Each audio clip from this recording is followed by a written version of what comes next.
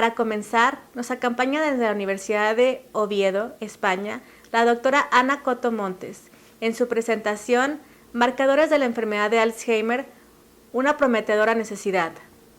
Buenos días. Antes de nada quisiera agradecer a los organizadores de este simposio en el que me permitan participar en él, exponiéndoles los datos que consideramos de interés sobre la enfermedad de Alzheimer que englobamos en la charla titulada Marcadores de la enfermedad de Alzheimer, una prometedora necesidad. Como todos ustedes saben, la enfermedad de Alzheimer es altamente discapacitante y se encuentra extendida de forma global por el mundo. A esta enfermedad de Alzheimer se han dedicado grandes investigaciones, ya que es una de las líneas de estudio más importantes en el mundo, a las que además se ha dedicado una gran financiación. Siempre consideramos que la financiación debería de ser mayor, pero no podemos obviar el hecho de que ha sido una línea prioritaria en los planes de investigación durante años de todos los países industrializados. Sin embargo, hasta el momento, el descubrimiento del tratamiento para el Alzheimer ha resultado esquivo a los investigadores. Por ello, creemos que se debe de avanzar en la investigación del Alzheimer, no abandonando las líneas de investigación clásicas, ya que se necesita un tratamiento eficaz para esta dolencia, pero sí abriendo un abanico para nuevas vías de investigación, vías que nos permitan alcanzar cotas realmente importantes en la enfermedad de Alzheimer, como son el diagnóstico precoz y la prevención. Con respecto al diagnóstico precoz, les recuerdo lo que ya comenté en mi charla de presentación de la delegación española, y es que en nuestro país más del 10% de las personas mayores de 65 años padecen la enfermedad de Alzheimer y tenemos todos los años 40.000 nuevos casos de la misma. Pero es todavía más grave el hecho descubierto recientemente de que más del 50% de los casos leves de Alzheimer están aún sin diagnosticar. Esto es realmente grave, ya que un diagnóstico precoz permitiría inicialmente una planificación global de los tratamientos y seguimientos necesarios, pero una planificación no solo llevada a cabo por profesionales, sino una planificación en la que podría participar el paciente, ya que si se descubre de forma leve, se puede llevar a cabo esta planificación personalizada. La participación del paciente, la obtención de una planificación acorde al mismo, favorecería ya una ralentización de la enfermedad porque podríamos actuar en situaciones leves. Y esta ralentización de la enfermedad aportaría una mejor calidad de vida durante años a ese individuo que está en una situación leve. Pero para poder llevar a cabo un diagnóstico precoz, para poder conseguir esa detección que ahora mismo no es posible de los casos más leves, se necesita biomarcadores de la enfermedad. Con respecto a la prevención, todos nosotros sabemos que la enfermedad de Alzheimer es una patología multifactorial y que se han indicado múltiples hábitos tóxicos que podrían acelerar la aparición de la enfermedad de Alzheimer. Pero si estudiamos en profundidad, en detalle, cada uno de estos hábitos tóxicos, descubriremos que son prácticamente los mismos que se indican para el envejecimiento precoz. Existen muchísimos tratamientos de mindfulness para retrasar la aparición del Alzheimer, pero estos tratamientos son los mismos que se aconsejan para el envejecimiento saludable.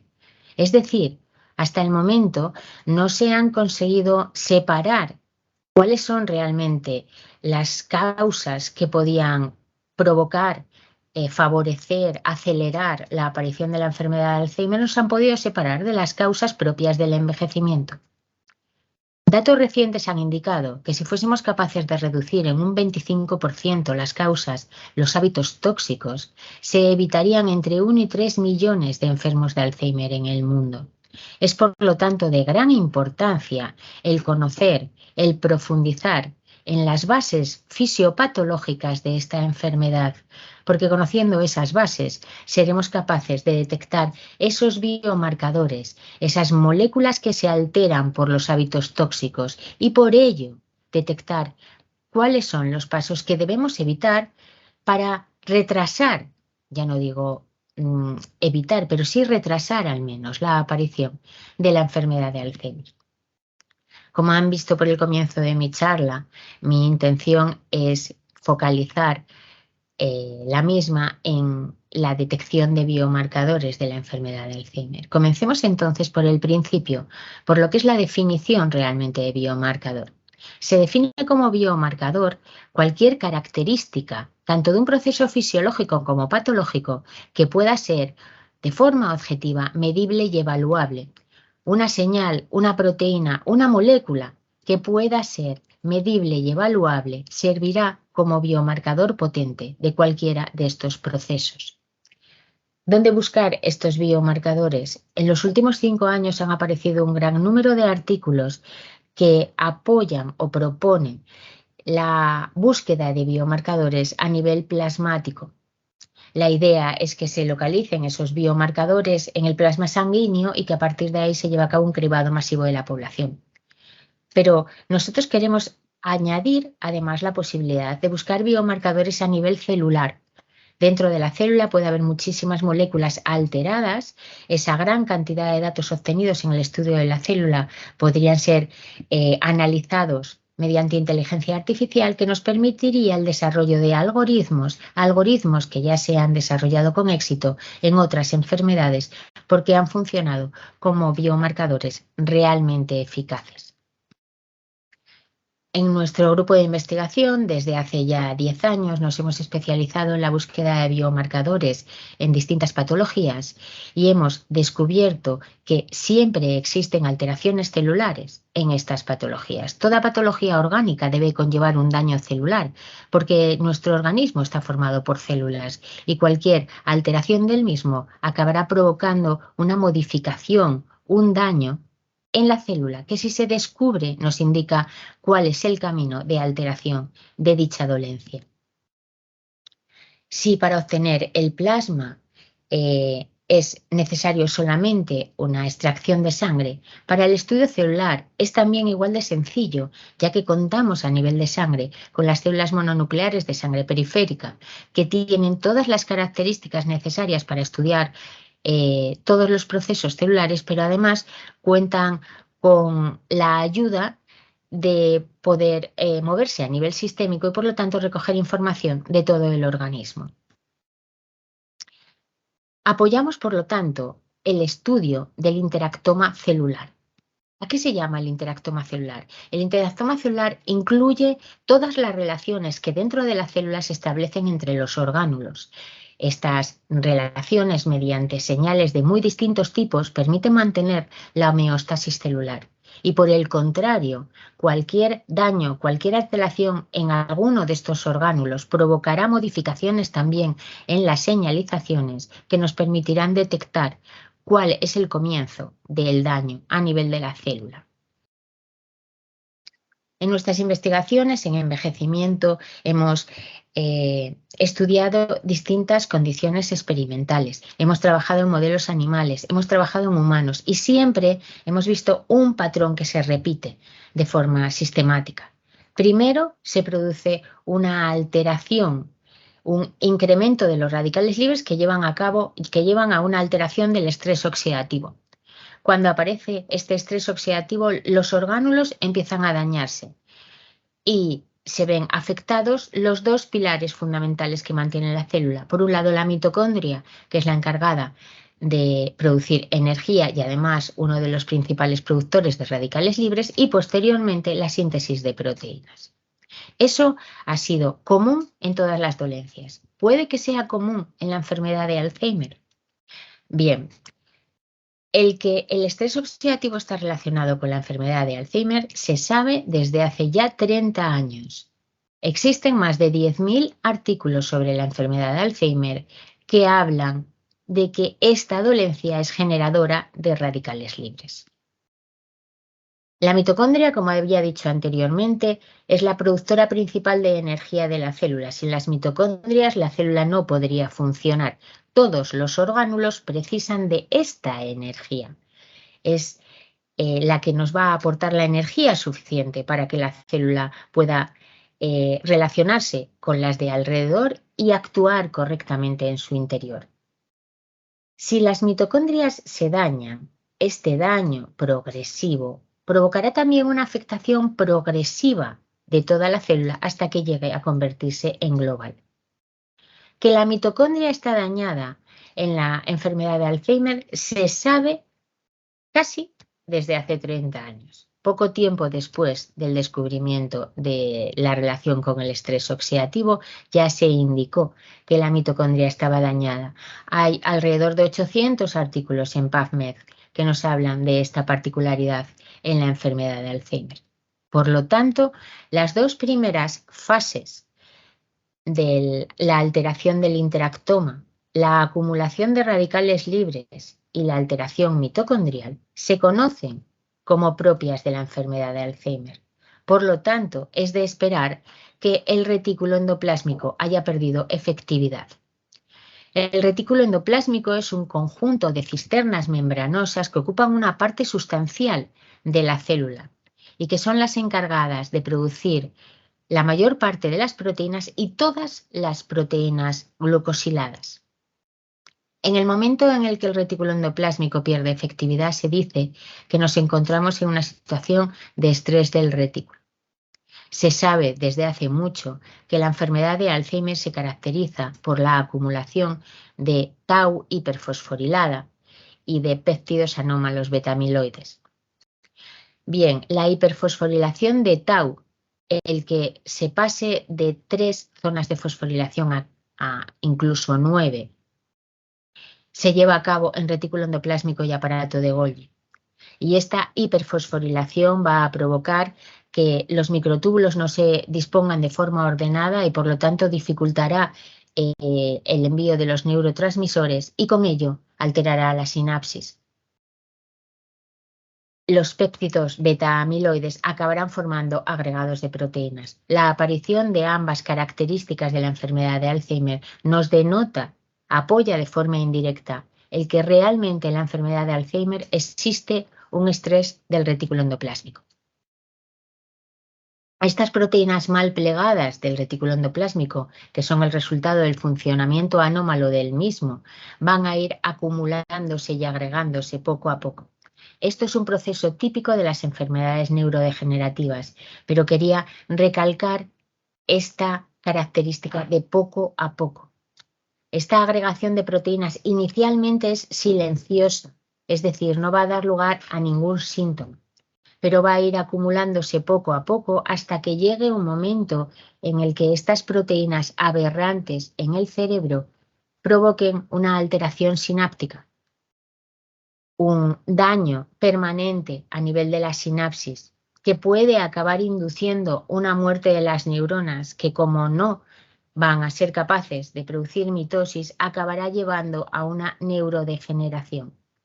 Por lo tanto, esta agregación de proteínas resultado de un mal funcionamiento del retículo endoplásmico no solamente es un proceso interesante para estudiar en la búsqueda de biomarcadores, es interesante para estudiar la evolución, el funcionamiento, el desarrollo y finalmente la fisiopatología de la enfermedad de Alzheimer.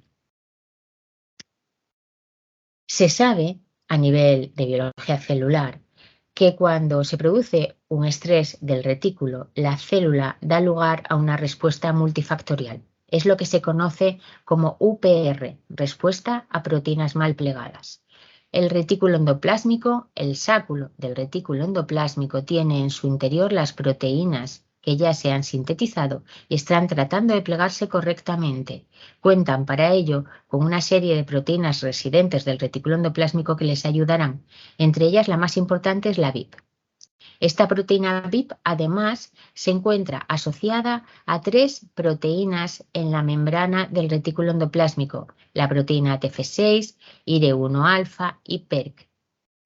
Cuando comienza a producirse el estrés del retículo, se precisan de más proteínas residentes que ayuden a plegar las proteínas que cada vez en mayor cantidad están más plegadas y entonces llegará un momento que esta proteína VIP asociada a las de membrana deberá separarse para ir al lumen. En el momento en el que se separe de estas proteínas se activarán. Será cuando se comience la UPR y dará lugar a una cascada multifactorial. Se dispararán múltiples señales, señales transcripcionales, señales transduccionales y señales metabólicas. Esta UPR, esta respuesta a proteínas mal plegadas, ahora se sabe que es de dos tipos. Puede ser adaptativa y maladaptativa o no adaptativa. La traducción varía en función de los autores. La respuesta adaptativa se produce cuando tenemos un estrés leve y suele implicar prácticamente en exclusividad a ATF6, aunque en ocasiones también se activa IRE1-alfa. Pero cuando el estrés es excesivo, cuando tenemos excesiva cantidad de proteínas mal plegadas, cuando éstas ya se empiezan a agregar, se continúa disparando IRE1-alfa y se dispara PERC, dando lugar a lo que se conoce como respuesta mal adaptativa. Y la diferencia entre ambas es que, mientras que la respuesta adaptativa favorecerá la supervivencia de la célula porque conseguirá reducir el estrés del retículo y por lo tanto permitirá que las proteínas vuelvan a estar correctamente plegadas, el estrés excesivo al disparar todas estas vías dará lugar a una cascada de señalización que bloqueará la nueva síntesis de proteínas y finalmente acabará llevando a la apoptosis y con ello a la muerte de las células. Esta UPR, esta respuesta tanto adaptativa como maladaptativa, ha sido descrita en la enfermedad de Alzheimer. Se han descubierto muertes neuronales debidas a esta respuesta maladaptativa y lo que ello conlleva, pero también se ha descubierto esta respuesta maladaptativa y por lo tanto muerte de las células a nivel de las células endoteliales. La muerte de estas células endoteliales provocará daños importantes a nivel vascular que finalmente llevarán a una disfunción neurovascular, ya que se ha llevado a cabo en el sistema nervioso central. Esta disfunción neurovascular junto con la muerte neuronal son características llamativas de unas fases ya avanzadas de la enfermedad de Alzheimer. Por lo tanto, esta UPR está relacionada con momentos claves esenciales de esta patología. Actualmente se cree, como pueden observar, son artículos del 2022, es decir, artículos con datos muy recientes, se cree que la mitocondria se daña en la enfermedad de Alzheimer y que esto va a informar al retículo endoplásmico que va a empezar a provocar proteínas mal plegadas que dispararán posteriormente la respuesta a proteínas mal plegadas, tanto adaptativa como maladaptativa. Y si el incremento de los radicales libres, el daño mitocondrial es lo suficientemente grave, esta respuesta a proteínas mal plegadas llegará al nivel de maladaptativa y acabará provocando la muerte de la neurona. Resultados análogos hemos descubierto en nuestro grupo de investigación también recientemente en envejecimiento en dependencia, en los que se ha observado que la alteración mitocondrial, el daño mitocondrial y muerte de las mitocondrias acaba llevando a un estrés exacerbado en el retículo endoplásmico y al disparo de las 3 vías completas de respuesta a proteínas mal plegadas, lo cual puede llevar a la muerte de la célula. Pero el control de los radicales libres, la disminución del daño mitocondrial, nos sitúa en una situación más leve que hace que no se dispare la apoptosis. Es por lo tanto posible frenar este proceso a nivel del daño, a nivel del retículo endoplásmico. Hace falta para ello estudiar muchos otros marcadores de esta alteración, porque como decía, la respuesta a proteínas mal plegadas conlleva una cascada multifactorial que incluye el funcionamiento, alteraciones en el funcionamiento del proteosoma, que es uno de los encargados de degradar estas proteínas mal plegadas, incluye el disparo de la autofagia, que es un mecanismo de supervivencia por excelencia en la célula y que por lo tanto, si se encuentra en un estado adecuado, favorecerá la supervivencia de la misma y también incluye en este disparo la actuación del inflamosoma que debe estar estrechamente controlado. El conocimiento de de cómo se van modificando todas estas vías relacionadas con la respuesta a proteínas mal plegadas, nos permitirá profundizar en la fisiopatología de la enfermedad de Alzheimer y con ello detectar biomarcadores potentes que nos permitan saber cuándo se produce el momento, cuándo se alteran las moléculas que nos llevarán a poder detectarlas en un diagnóstico precoz. Y también esas moléculas que se encuentren alteradas podrán ser detectadas previamente en un momento, en una situación de prevención correcta. Teniendo en cuenta la amplia prevalencia de la enfermedad, ante marcadores que nos permitan llevar a cabo una prevención adecuada, debería favorecerse un cribado masivo y una posterior validación de estos biomarcadores para poder reducir el avance de esta enfermedad. Recordemos lo que les decía al principio de la charla, que la reducción en un 25% de los factores de riesgo de la enfermedad de Alzheimer podría prevenir entre 1 y 3 millones de casos de esta enfermedad en el mundo. ¿Podría ser que el interactoma nos aportase la información necesaria para poder alcanzar estas cotas de prevención? Los datos indirectos que tenemos hasta el momento parecen indicar que así es y por ello nos gustaría animar a que esta sea una línea de investigación hacia la que se dediquen los esfuerzos en el futuro en esta enfermedad. Y no quería terminar mi charla antes de agradecer a mi equipo, sin el cual no sería posible los resultados que les he presentado, un equipo multidisciplinar con personas de líneas de conocimiento distintas y que favorecen la investigación translacional, y dejarles nuestros datos por si alguno de ustedes necesita o desea ponerse en contacto con nosotros y comentar los resultados que hemos presentado. Muchas gracias y hasta pronto desde España.